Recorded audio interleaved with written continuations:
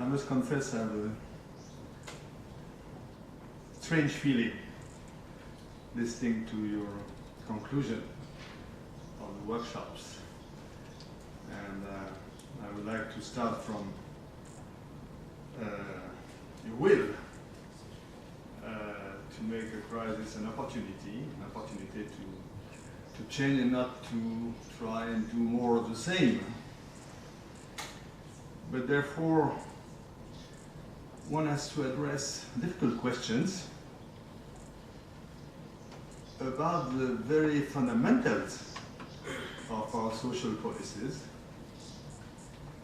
And one has to ask him whether it's a crisis of our development model and also a crisis of our conception of governance and a failure of our public policies. And this will be my main point. First of all, about the development model. We are, with our way of managing our economy, in a deep contradiction between hoping to get back to full employment and hoping to reduce our impact on the planet. Because as we use the same mean of payment, accounting unit, that is money, for developing the jobs and for sparing the natural resources, we are always turning in the same contradiction. So as long as we will not reconsider deeply the economy and the money, we just won't solve this contradiction. So Europe will never go back to full employment. That's the first point. If it doesn't deeply changes its way of thinking economy and money.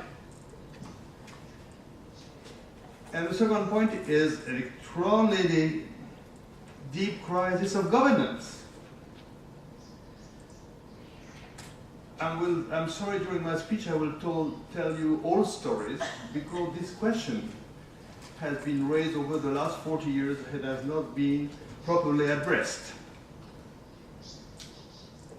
First, two old stories.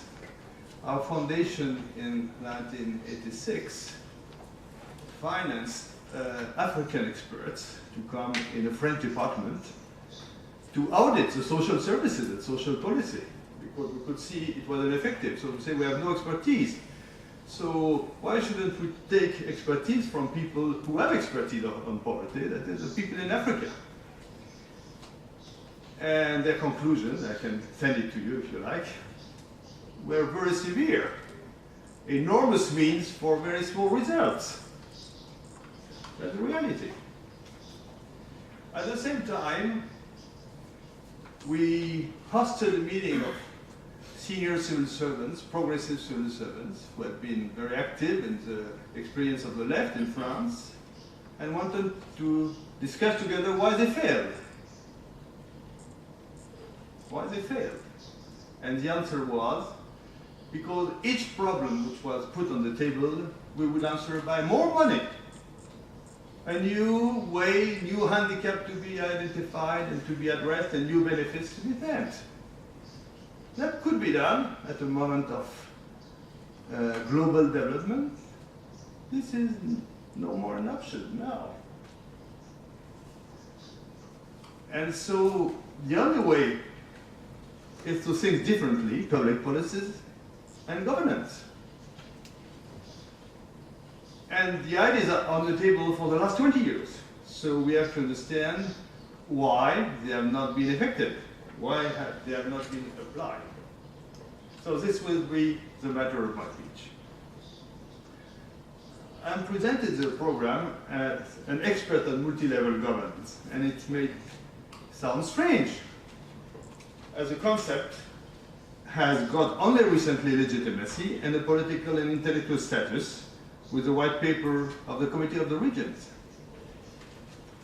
So it deserves some word of explanation why I worked for the last 40 years on this issue of multi-level governance. had two parts in my career. 20 years as a senior civil servant in France and 20 years as a chief executive officer of my foundation. Now, when I started my career in France at the end of the 60s, and I became a practitioner of territorial governance, even if we would not use the word governance at the time. We were talking about state, about public administration, about relationship between public administration and the local authority, and so on and so forth. And at that time, you remember that France was still a centralized state, and I could see three major weaknesses of our current system. First of all, the incapacity of national rules to address the diversity of situations. Second was the ineffectiveness of segmented public administrations to address global issues. And the third was the illusion to predetermine in an exclusive manner the competencies and responsibilities of each level of governance. These were the major obvious shortcomings, and they still are, 40 years after. Then I participated as a member of the Central Administration to the negotiation on our decentralization laws. Maybe you know that in 1983 we passed major laws on decentralization to try to overcome the Jacobean syndrome, French syndrome. And so I very directly participated to the discussion, and I resigned from the administration because I deeply disagreed with Gaston Defferre, who was the minister who was in charge of the decentralization, and with the idea of what was called in France bloc de compétence, competence bloc, which was at the core of the law. And then I discovered the aporia of our conventional thinking on democracy. Let me remind the way they think at that time and why the aporia is remaining. They would say, well, democracy is about the free choice of political leaders by the population. Second,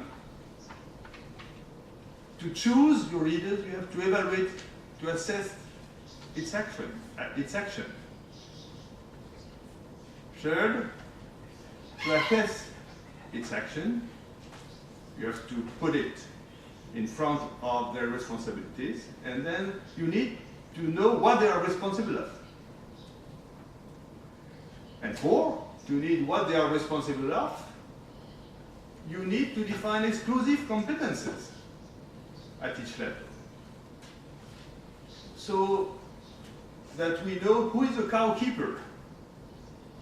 It was as simplistic as that, and it remains as simplistic as that. But what if the major issues of our societies could not be addressed at a unique level? What if this exclusive allocation of competences to each level is completely counterproductive? Does that mean that we have to choose between democracy and efficiency? And you know, it is a discussion all the worldwide, because Washington consensus is replaced by a Beijing consensus, right? Get the freedom to get prosperity. This is a threat in Latin America. It will come to be the threat in Europe if we don't address properly this issue of the relationship between democracy and effectiveness. Then I enlarged my thinking to Europe and confronted the Jacobean tradition and the, I could say, Anglo-Saxon or German tradition based on subsidiarity. And very often you oppose them. But when you look carefully at it, like extremely similar on that respect. Because subsidiarity is defined in a kind of an exclusive manner. That it goes back to the idea of exclusive competences. And so it relies on the same assumption as our decentralization law, that you can put for each issue one good level of governance. Every practitioner will tell you it's stupid. It's just impossible.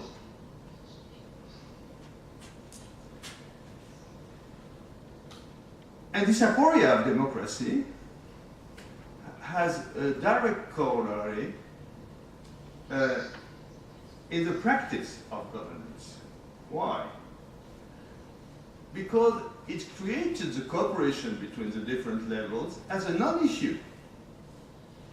Of course, in the reality, the different levels cooperate because they have to. I mean, they're practical people. They cooperate. But without any sound methodology, because the rule is the fight of each level against the others, because power is defined as a kind of a territory that you want to protect or you want to increase against the others. It's a kind of fight for life. And then afterwards you say you workshop, oh, there's a lack of coherence. Of course there is a lack of coherence. Because coherence is just not thought out. Now, how to do things differently? How to admit that cooperation is a key issue for governance. To admit that multi-level governance is the general rule and one-level governance the exception. Or the contrary of now, where we think multi-level governance is the exception and unique level governance is the rules. It is relied to another implicit issue. How do we conceive the link between the local and the global? And here comes the Committee of Regions. I was telling my friend Henrik yesterday that I'm a strong supporter of the Committee of the Regions. Why? Because all our conventional thinking about the link between the local and the global is hierarchy. It's a Russian puppet vision. You have a local level and you have a global level. But what if we create the global through a network of the local? And it's exactly what happened in the society itself. It's exactly what happened in the companies. It's exactly what happened in the civil society. We are currently building the global through networks, not through puppets, Russian puppets syndrome. So you can see that there are coherent transformation of governance and the vision